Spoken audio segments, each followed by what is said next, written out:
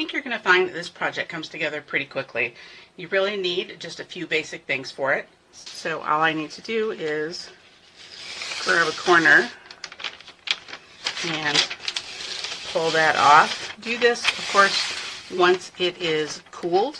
Here is the first stitch out done. You can see the quilting right there. It is a little bit hard to see on camera, so I did take my friction pen and made that stitching a little bit easier to see.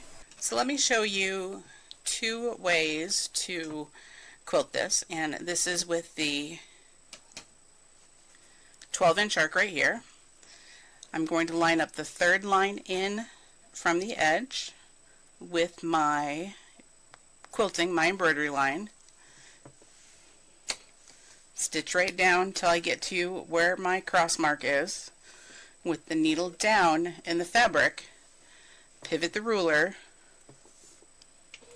and then come across till I hit to that next pivot point that I have marked, and continue marching my way all the way around the outside of the EmbroideLee design. Here is the outer edge of the EmbroideLee. Here is the ruler work that I put down. So I like to use my seam ripper to get in there and open up that first hole. Okay, there's the inner. Now let me come out to that outer edge.